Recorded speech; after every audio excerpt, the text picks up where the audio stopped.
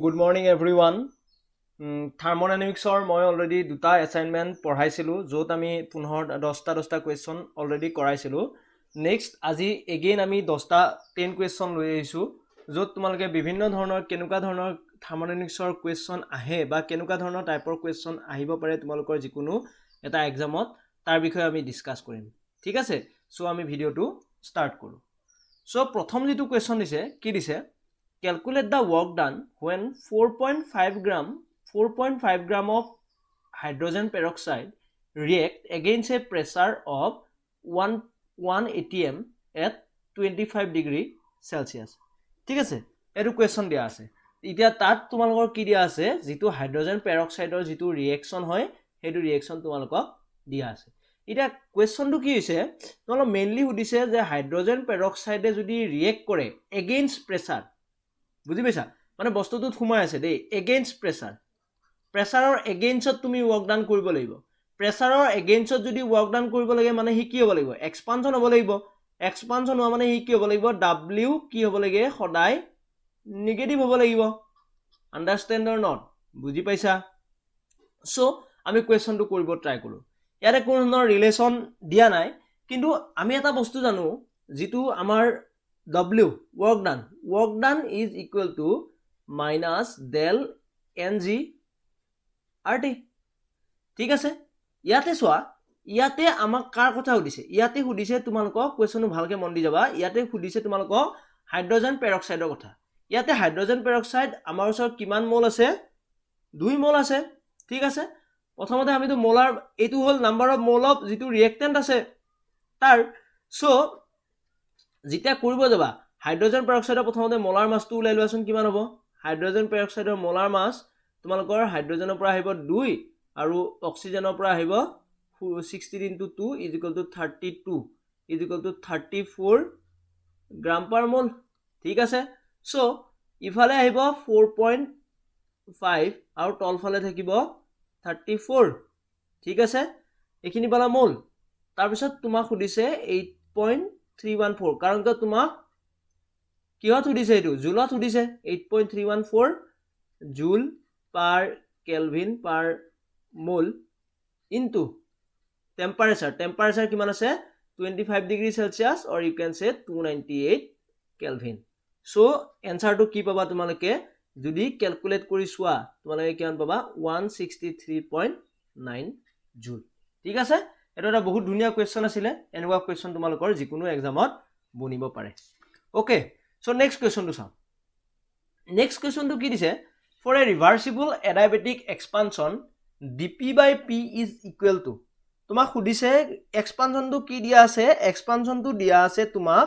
ৰিভাৰ্চিবল adiabatic expansion.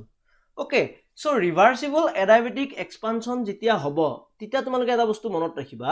এইটো এডাইবেটিক এক্সপানশ্যনৰ যিটো relation, এডাইবেটিক এক্সপানশ্যনৰ relation কি হয়, PV gamma is equal to constant, is not it, মনত আছে? চ' PV gamma is equal to constant, যেতিয়া তুমি এবাৰ P ৰেছপেক্টত তুমি ডিৰাইভেশ্যন কৰিবা আৰু এবাৰ V ৰেছপেক্টত যদি ডিৰাইভেশ্যন কৰা, চ' প্ৰথমতে আমি V ৰেছপেক্টত কৰোঁ, P টো বাহিৰত ৰাখোঁ, then gamma V gamma -1 into DV। Okay fine, then এবাৰ P ৰেছপেক্টত কৰা, V গামাটো বাহিৰত থাকিব, দেন DP,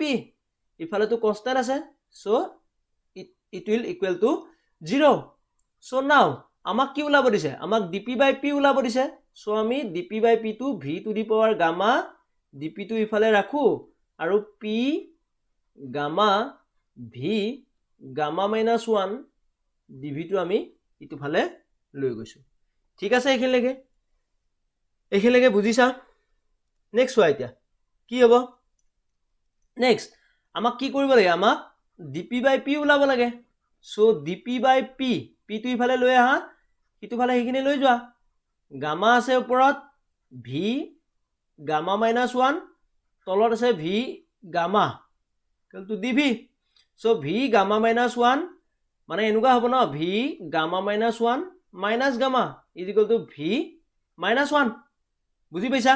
চ' ইয়াৰ পৰা এটা বস্তু পাবা, এইটো গামাটো কেঞ্চেল নহয়, গামা dv/v, এইটো হ'ব তোমালোকৰ কোনটো এনসাৰ, এনসাৰ নাম্বাৰ বি বুজি পাইছা এটো তোমালোকৰ অপচন নাম্বাৰ কোনটো কাৰেক্ট পাবা বি অপচন কাৰেক্ট হ'ব ঠিক আছে নেক্সট হল a process is carried out at constant volume and at constant entropy ঠিক আছে প্ৰসেস এটা দিয়া আছে যেটো আমি কি কৰিছো কনস্ট্যান্ট ভলিউমত কেৰি কৰিছো আৰু লগতে কনস্ট্যান্ট এন্ট্ৰপিত কেৰি কৰা আছে ঠিক আছে it will be spontaneous if মানে এই ৰিএকচনটো কিতিয়া প্ৰসেসটো কিতিয়া স্পন্টেনিয়াস হ'ব সেই কন্ডিশনটো আমাক সুধিছে সো এটা বস্তু মনত ৰাখা যে আমি জানো যেটো ৰিলেশন আছিল D U is equal to T D S minus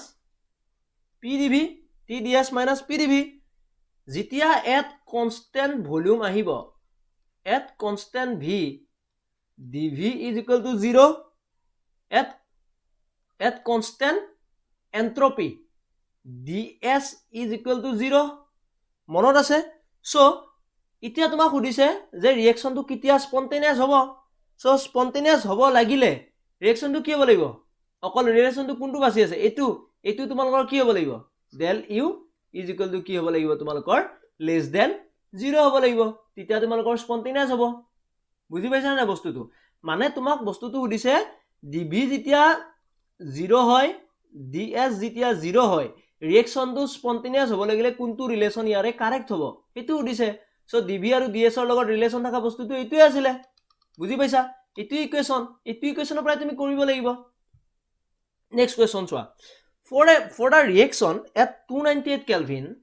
2a plus b ৰিএকচনটো তোমাক দিয়া আছে আৰু এই ৰিএকচনটোত কি হৈছে তোমালোকক ডেল্টা ইউ নট দিয়া আছে এটো হল ডেল্টা ইউ নট তাৰপিছত ডেল্টা এস নট দিয়া আছে স্ট্যান্ডাৰ্ড এন্ট্ৰপি সেন্স দিয়া আছে স্ট্যান্ডার্ড ইন্টারনাল এনার্জি সেন্স দিয়া আছে তোমাক কি হৈছে ডেল্টা জি নট সুধিছে ঠিক আছে সো প্ৰথম অৱস্থাত আমি কি কৰিব লাগিব চোৱা আমি এটা বস্তু জানো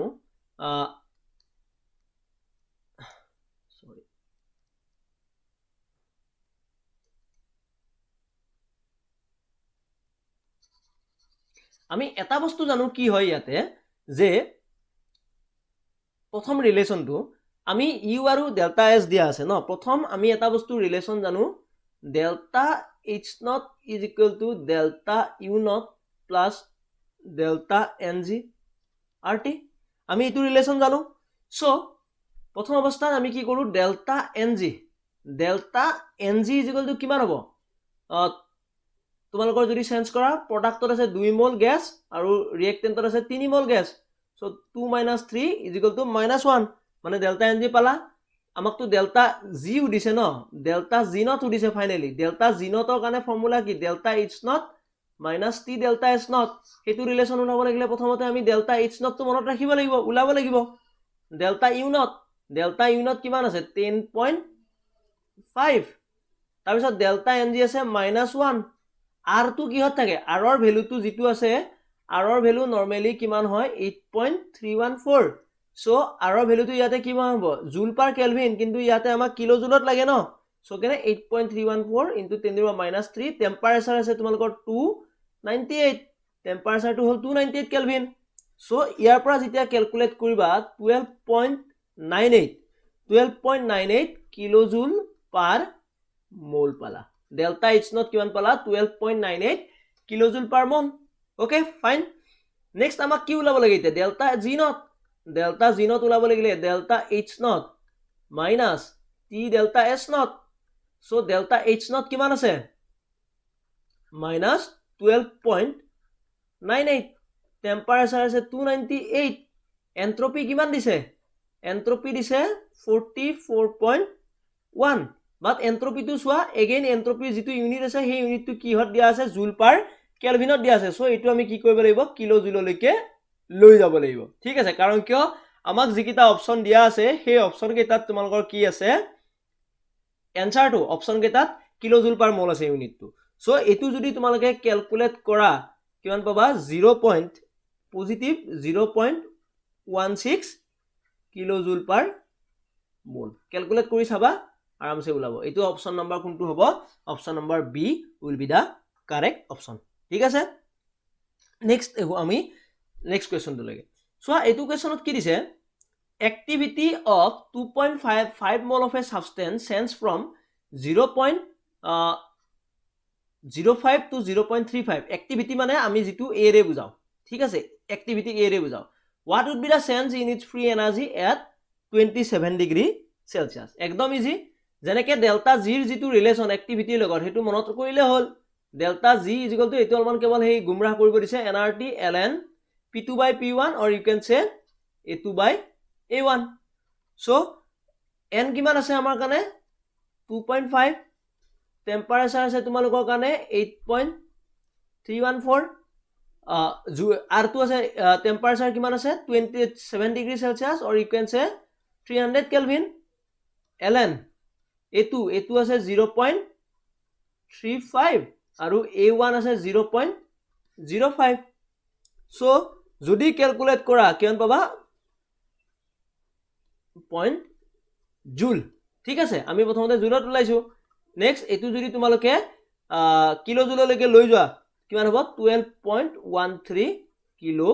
জুল মানে অপচন নম্বৰ কোনটো কাৰেক্ট হ'ব option number a will be the correct option ঠিক আছে নেক্সট কোৱেশ্চন চোৱা Calculate the entropy change in surrounding when 1.0 mole of water is formed under standard condition. তোমাক কি দিছে entropy change টো উলাব দিছে entropy change উলাব দিছে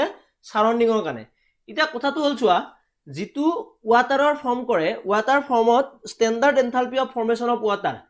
এটো যেটো দিয়া আছে standard enthalpy মই লিখি দিছো the standard enthalpy of formation of water কিমান হয় এটো standard enthalpy of formation of water কিমান দিয়া আছে 286 কিলোজুল পার মোল ঠিক আছে এটা এটা বস্তু চোৱা যেহেতু এই এনথালপিটো ডেল্টা h নট টু কি হৈছে তোমালোকৰ নিগেটিভ আছে সো ৰিঅ্যাকশনটো কি হয় ৰিঅ্যাকশনটো এটা বস্তু মনত কৰিব লাগিব নেগেটিভ থাকিলে ৰিঅ্যাকশনটো কি হয় তোমালোকৰ এক্সোথাৰ্মিক ঠিক আছে ৰিঅ্যাকশনটো এক্সোথাৰ্মিক সো হিট তোমালোকৰ যেহেতু ওয়াটাৰটো ফৰ্ম হৈছে সাৰাউন্ডিং এ হিট গেইন কৰিব নে লস কৰিব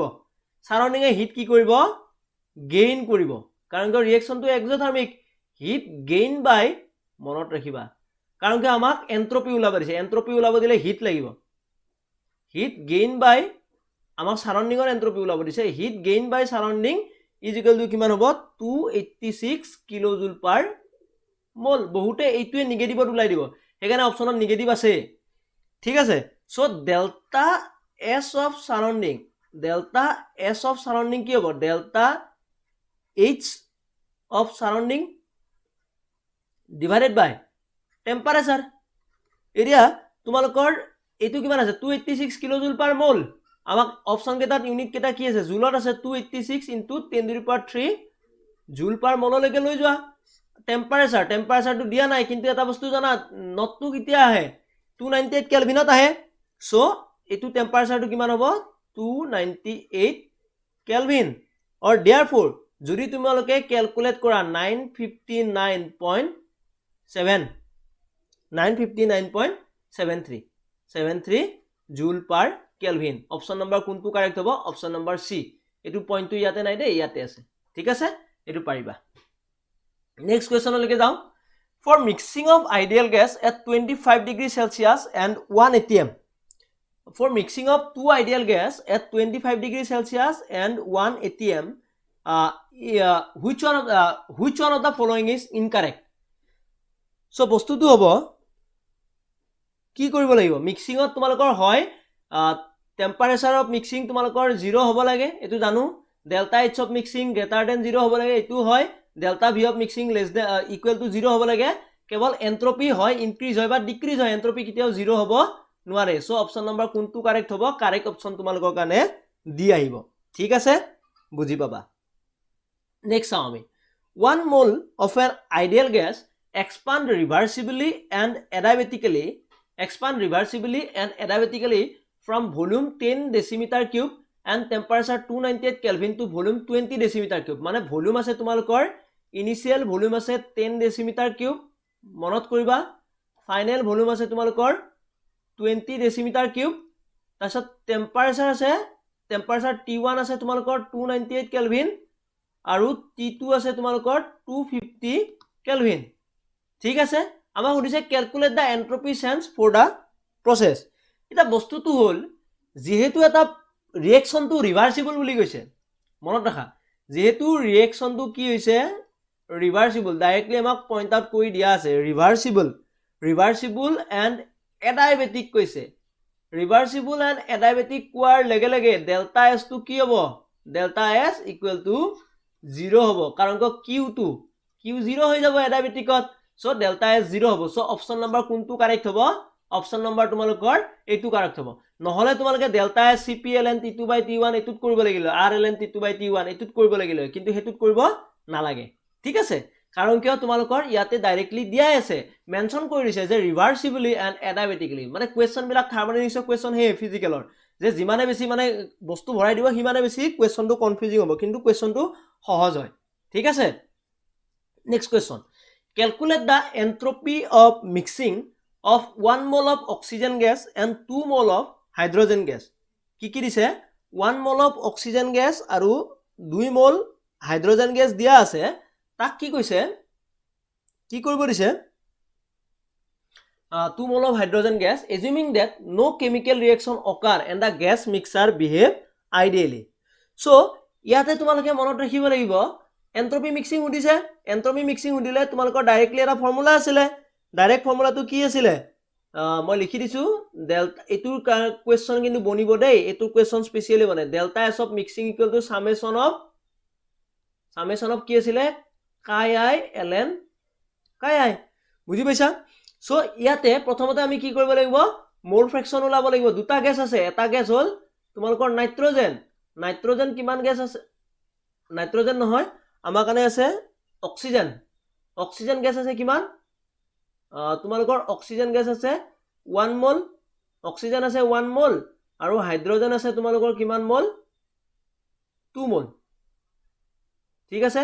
সো প্ৰথমতে কাই অফ আমি কি উলাইলো অক্সিজেন উলাইলো কাই অফ অক্সিজেন কিমান হ'ব 1 বাই আৰু কিবা আছে নেকি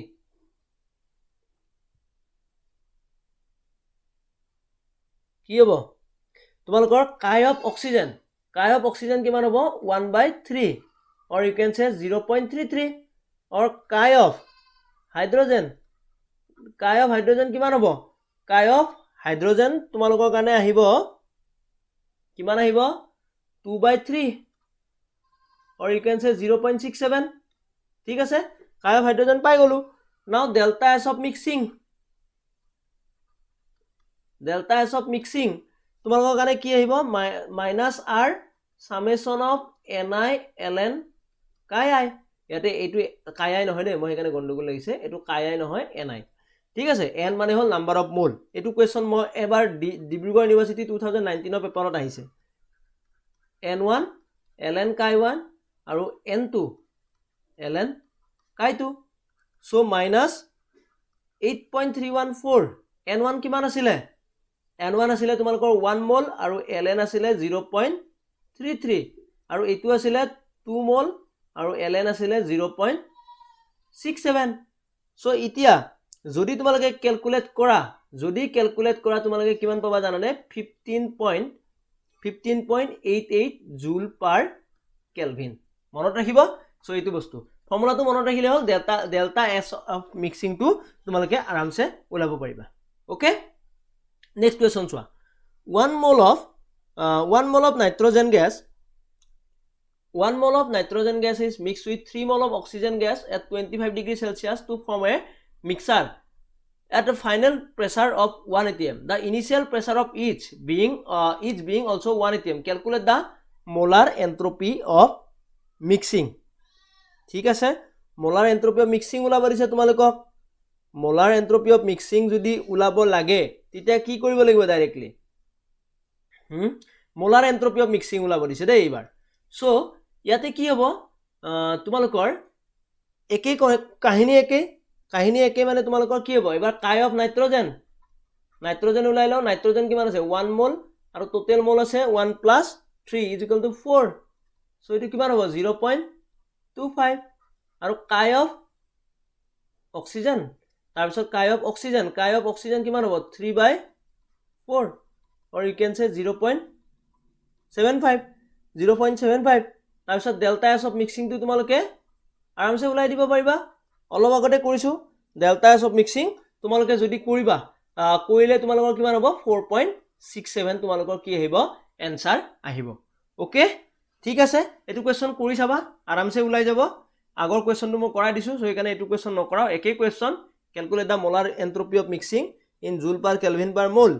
হেতু তোলাব দিছে বাট চোৱা এটা বস্তু মই কৈ দিও ইয়াতে তোমালোকে কি কৰিব লাগিব জানানে যেহেতু আমাক জুল পাৰ কেলভিন পাৰ মোলত দিয়া আছে ইউনিটটো সো ইয়াতে তোমালোকে কি কৰিবা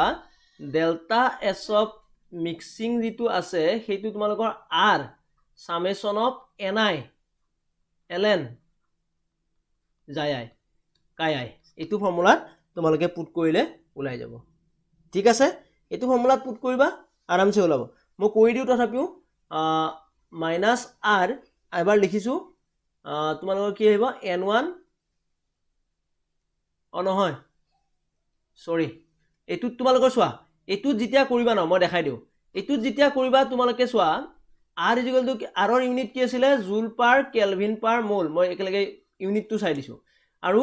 n ৰ ইউনিটটো কি হয় n ৰ ইউনিটটো তোমালোকৰ মোল থাকিব বুজি পাইছা সো মোল কেনসেল আউট যায় জুল পাৰ কেলভিন মোল কেনসেল আউট যায় জুল পাৰ কেলভিন আগৰটো ইউনিটটো চোৱা আগৰ এটো যেটো ইউনিট আছে এই ইউনিটটো তোমালোকৰ কি আছে জুল পাৰ কেলভিন আছে সো এইকাৰণে আমি কি লৈছো r * summation of তোমালোকৰ কি লৈছো এটো ni ln কাই আই বুজি পাইছা সো এটুত কি কৰিব লাগিব এটুত তোমালোকে কি কৰিবা যেটো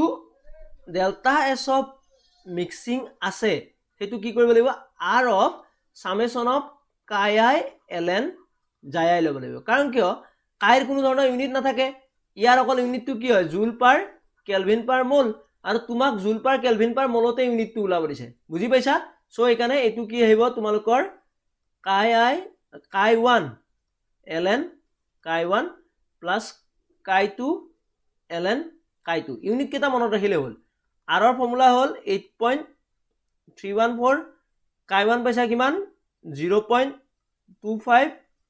ln 0.25 আৰু কাই 2 কিমান পাইছা 0.75